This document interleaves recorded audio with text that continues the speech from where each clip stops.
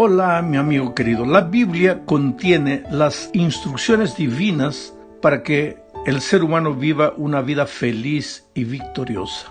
Mira, nunca fue el plan de Dios que en este mundo hubiera gente derrotada e infeliz. Infelizmente entró el pecado al mundo y malogró este planeta perfecto que Dios había creado. Consecuentemente entró también la derrota, la perdición, la muerte, el egoísmo, el orgullo, en fin. Pero nuestro Padre de amor no desea que sus hijos vivan desorientados en esta vida, corriendo de aquí para allá, tratando de encontrar el camino correcto para ellos. No. Por eso, inmediatamente después del pecado, se presentó a Adán y Eva y les dio instrucciones. Al principio, Dios se comunicaba con los seres humanos personalmente. Con Adán y Eva, antes del pecado, Dios hablaba como tú hablas con tu esposa, con tu padre, con tu hijo, cara a cara. Ahora, después de la entrada del pecado, el ser humano pasó a tener miedo de Dios. Y cuando Dios llegó para darles instrucciones, ellos se escondieron atrás de los árboles y ya no podían ver más el rostro de Dios. Sin embargo, el tiempo fue pasando, el ser humano comenzó a separarse cada vez más y más de Dios. Y hubo un momento en que ya ni siquiera podían oír la voz de Dios. En el Sinaí sucedió lo que relata Éxodo 20, 18 y 19.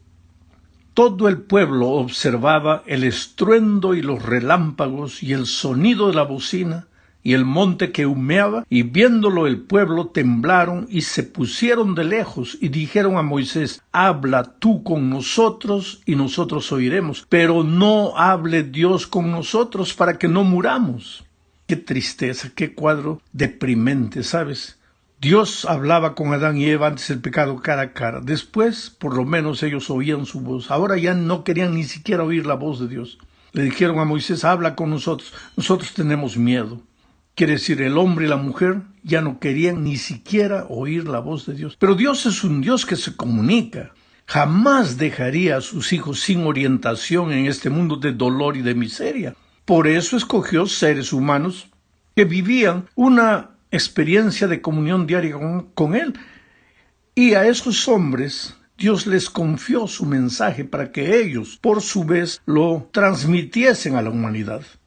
Naturalmente, esos escritores bíblicos, esos hombres que vivían una vida de comunión con Dios, ellos hablaban un idioma. Y Dios entonces usó ese idioma, el idioma que ellos hablaban, para comunicarse con las personas. ¿Por qué en el Antiguo Testamento esos hombres escogidos pertenecían al pueblo hebreo? Bueno, esto es simple. A partir de Adán y sus descendientes, los seres humanos se dividieron en dos grupos: los que querían obedecer a Dios y los que se rebelaron contra Dios. Mira lo que dice Génesis 6, 1 y 2. Aconteció que cuando comenzaron los hombres a multiplicarse sobre la faz de la tierra y les nacieron hijas, que viendo los hijos de Dios, primer grupo, que las hijas de los hombres, segundo grupo, eran hermosas, tomaron para sí mujeres, escogiendo entre todas. Aquí vemos los dos grupos. Los hijos de Dios eran los que oían la voz de Dios y le obedecían. Y los hijos de los hombres eran los que vivían como ellos querían, sin tener a Dios en cuenta para nada.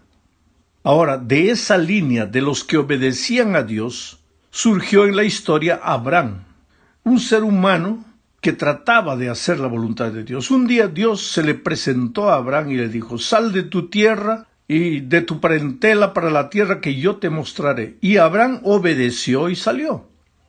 Dios le prometió a Abraham dar una generación numerosa, y así se dio origen al pueblo de Israel, que descendía de Abraham. De entre ellos también surgieron los escritores bíblicos, de los hebreos, del pueblo de Israel. Pero ¿por qué del pueblo de Israel? ¿Por qué no de otro pueblo? No era en sí el pueblo de Israel.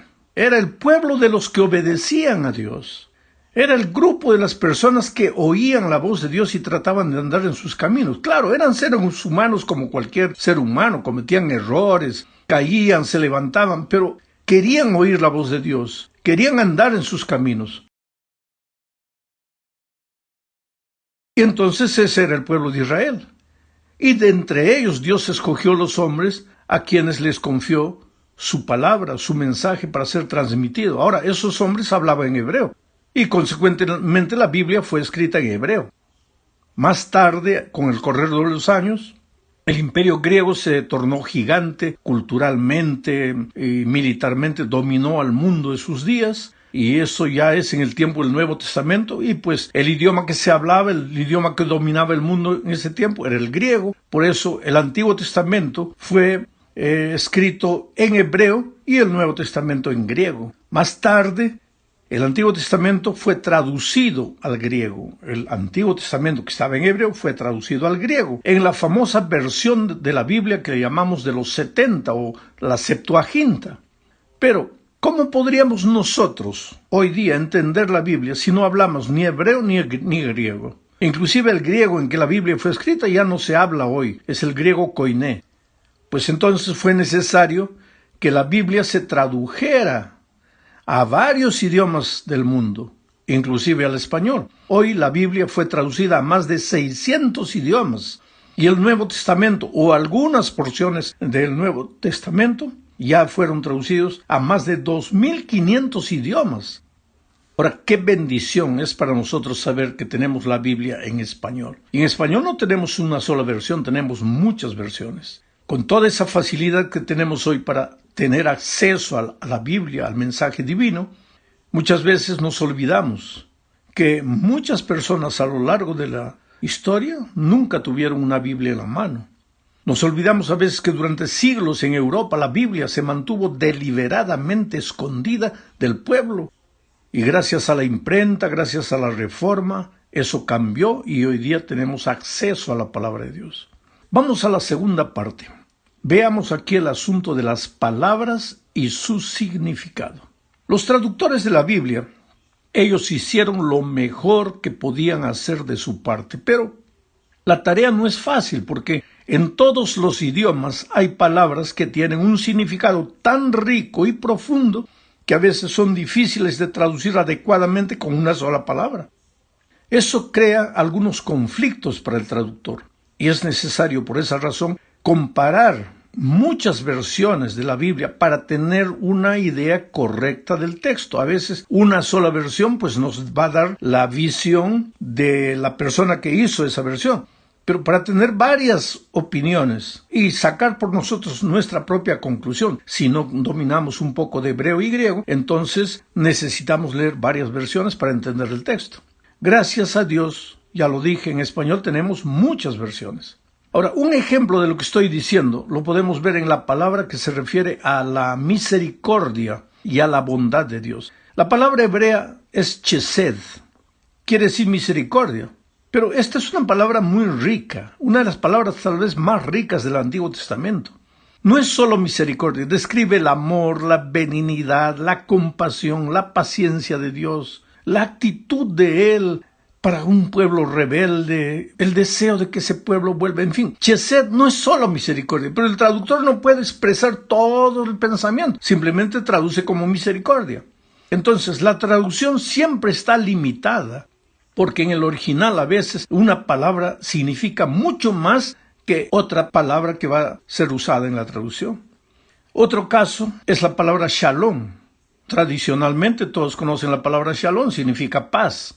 Pero shalom quiere decir mucho más que simplemente paz, significa también bienestar completo. Abarca todas las áreas de la vida, no es solo tranquilidad, no es solo ausencia de conflicto, no es solo paz. Por ejemplo, si una familia vive sin conflictos, se aman, se comprenden todo, pero falta dinero, no está viviendo el shalom, porque para el shalom no es suficiente ausencia de conflicto, sino bienestar en todos los aspectos de la vida.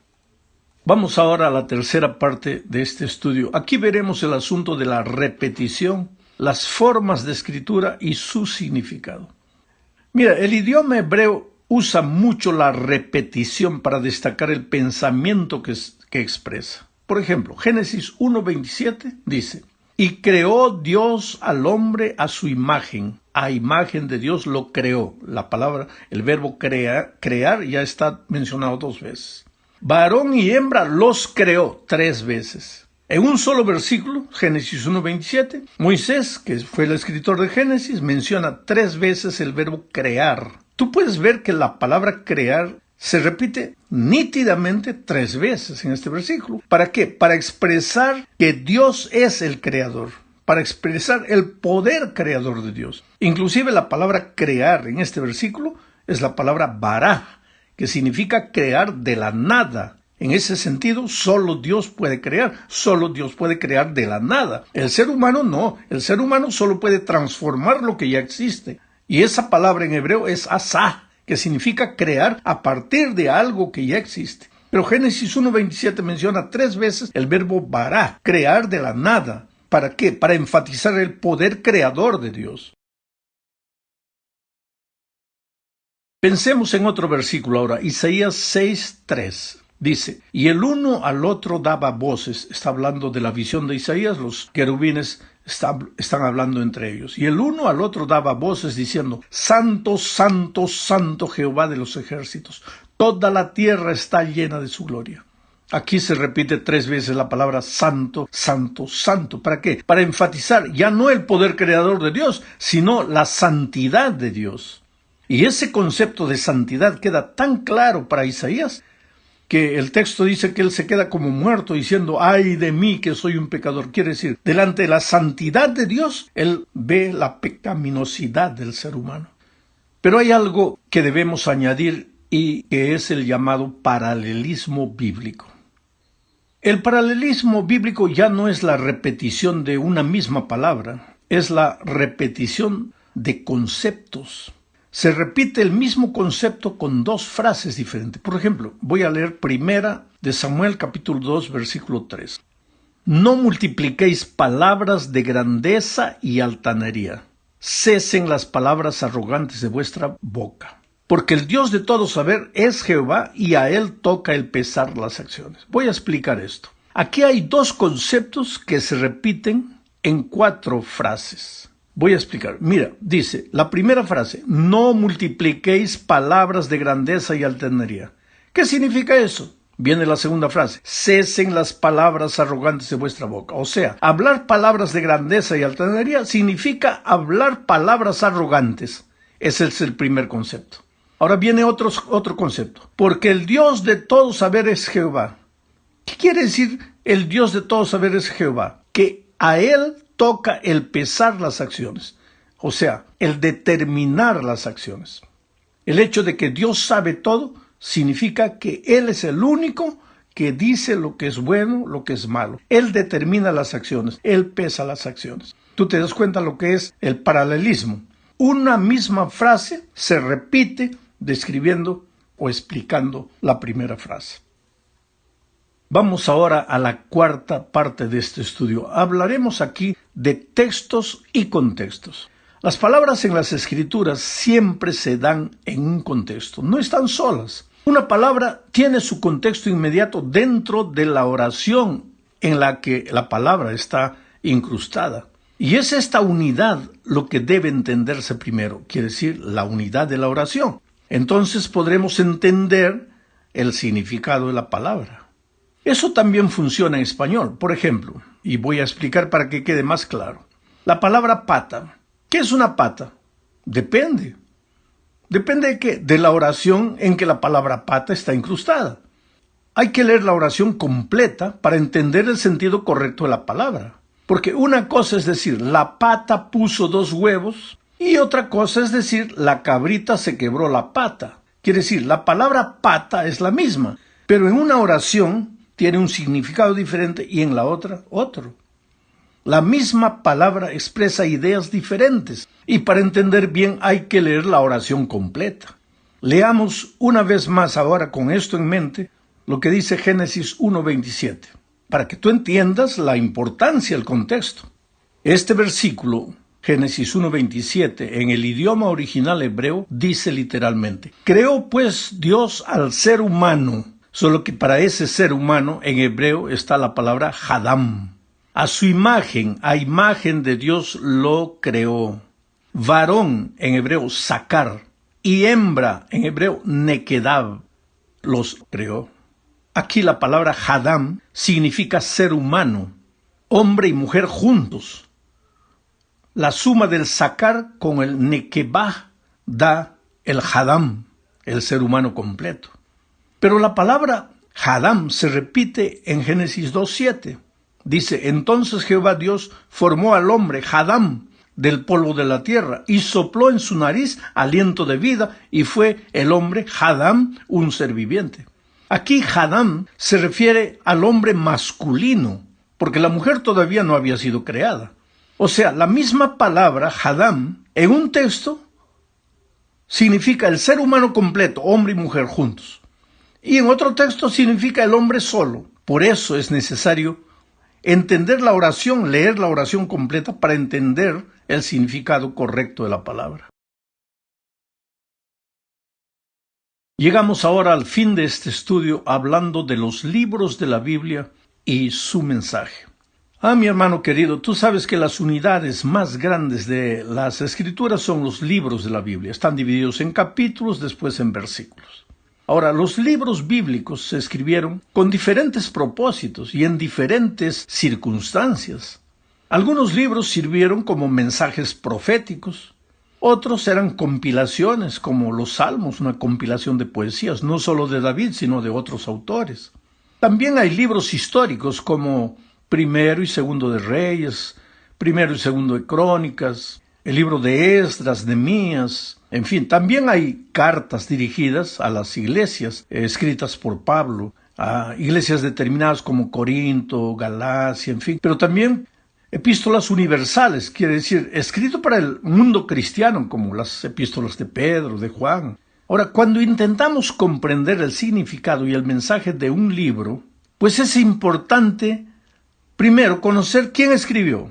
Segundo, conocer por qué escribió. Tercero, conocer en qué circunstancias se escribió. ¿Cuál era el momento histórico en que escribió? ¿Había un propósito específico por el cual escribió? ¿Y cuál era la cultura de la gente en ese tiempo? Si tú no conoces estos detalles, pues vas a tomar la Biblia, vas a tomar un versículo de ese libro y le vas a hacer decir al versículo lo que el versículo no está diciendo.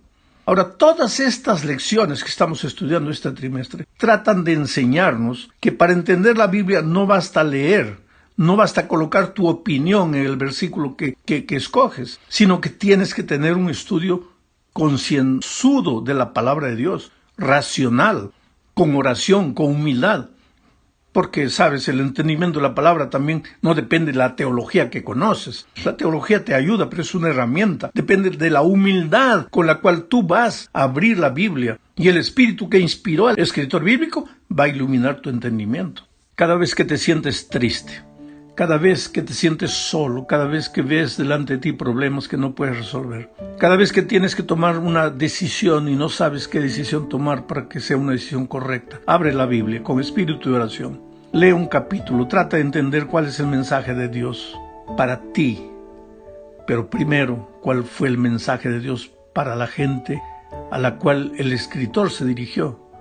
Y de ese mensaje, ¿qué principios puedes aplicar a tu vida? Dios no te va a dejar sin orientación porque Dios te ama. Oh, querido, a veces en medio de la multitud te sientes una cosa, un número. No, para Dios no, para Dios tú eres importante. Él sabe las luchas de tu vida. Él nunca te deja solo, Él siempre quiere comunicar, pero se comunica contigo a través de su palabra. Que Dios te bendiga ricamente.